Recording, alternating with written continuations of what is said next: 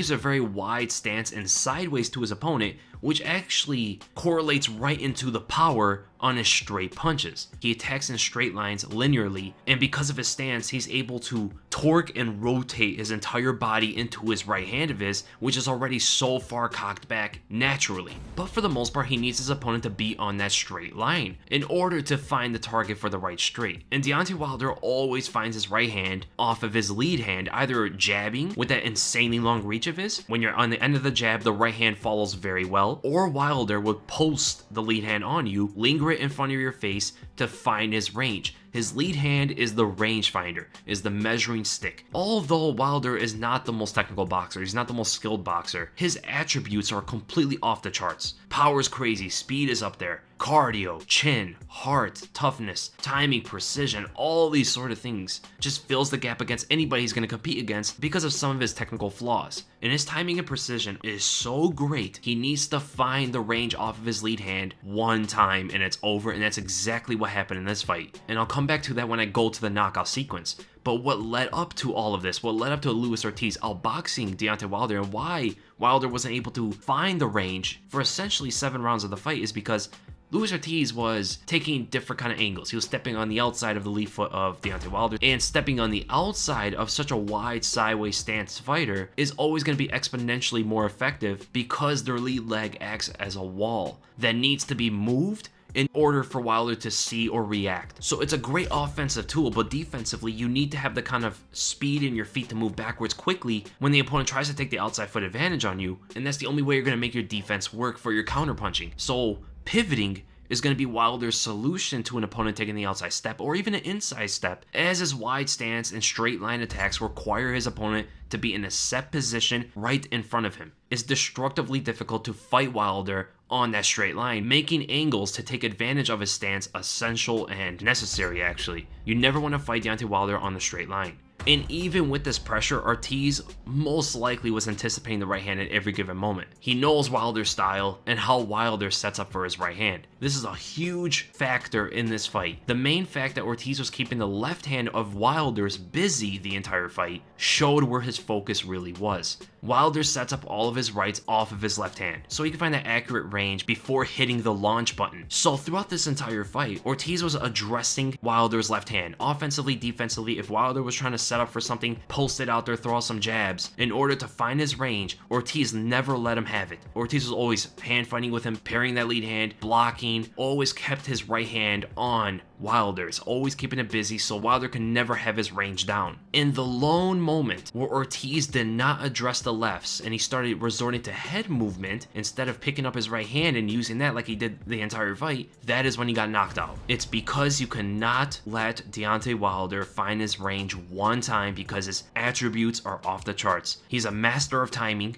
and he's like a sniper with his precision. If he has his timing down, he has his range down, he is not going to miss. And that's all he needed. And all Ortiz did was made one simple mistake, so small that most boxers wouldn't even think it would have been that much of a mistake. And that is all that cost him to get knocked out by Deontay Wilder after beating him for 7 rounds. And when you look at the entire fight, whenever Deontay Wilder threw the right hand of his off of posting or jabbing with his lead hand, Luis Ortiz addressed the left hand. Every single right straight that came his way, Luis Ortiz defended it, evaded it, slipped on it, threw a lot of counter shots behind because he saw the left hand come first. And if you're able to slip on the right hand of Deontay Wilder, he extends on it so far forward. He is extremely vulnerable. It's all or nothing with Deontay Wilder's right hand. And Ortiz was looking excellent, man. He's so technical as a heavyweight boxer. You can obviously see why they say he's the best technical boxer in the heavyweight division. I mean, mixing up to the head and to the body from the same kind of setup, taking the inside foot and actually pushing over Deontay Wilder's left hand in front of his right, so there's no counter available for Deontay Wilder. And he's able to land a left hand right to the body. He even used the same defense he used in the knockout sequence 2 times before it happened. One of them was against the jab, so he puts his right hand forward, and his left hand he puts up against his head, mostly just in case a right hook is going to be coming. Or in one other occasion, it was almost the exact same sequence as the knockout, but Luis Ortiz, he was keeping the lead hand busy of Deontay Wilder, so this is something different. He feels the left hand and he's looking for the right, so he's keeping that hand busy, and Wilder has a hard time finding the range and finding the timing because he can't keep the lead hand on Luis Ortiz effectively. And this time when he puts up his left hand,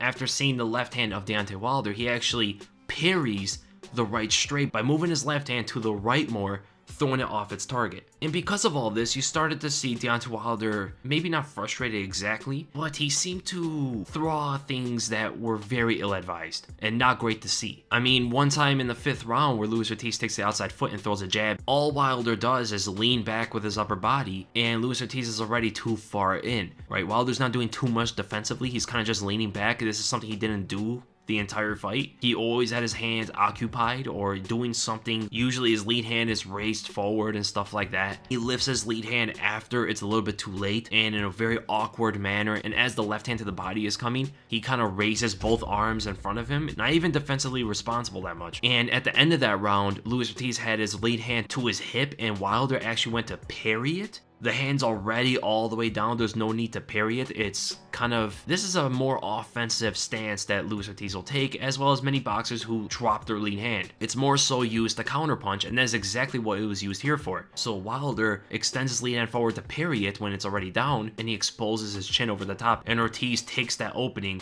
and connects with a hard right hook right over the shoulder. And then it got to the point in that 7th round, the same one with the knockout, that Wilder abandons the setup and just wings out a big right hand, and anybody would have seen it easily. Huge telegraph, looked like a desperate punch because nothing else was really working up until the knockout sequence. And then when the knockout came, the first mistake happened exactly 5 seconds before the knockout punch. Wilder throws out a jab and Ortiz does not keep his right hand up. He doesn't occupy, he doesn't keep it busy at all. He doesn't check it, doesn't parry, doesn't do anything, but he just moves his head. Now you allow Wilder to get his range on you, just a little bit. He was able to extend his entire left arm and his glove almost able to touch the chin of Ortiz. And your right hand, an orthodox, is going to be longer than your jab. So that distance alone is good for the right hand to land. And then as he backs up, Wilder extends his left hand again, but this time posting on Ortiz. And what is Ortiz doing? He's moving his head. He's keeping his left hand up for the right hand, but this is something he's never done this entire fight. And Wilder's like, okay, I have it now. He kept his left hand on Ortiz. He has the range down. That range right there is perfect for the right hand to land. And when he actually goes and throws the jab, Luis Ortiz does parry it. He's able to parry it, but Deontay Wilder's committing. He hit that launch button. He has the range down. He has the timing. He has the precision down. He throws in that right straight right behind it, and Ortiz tries to keep his left hand up to the side of his head instead of what he's done before,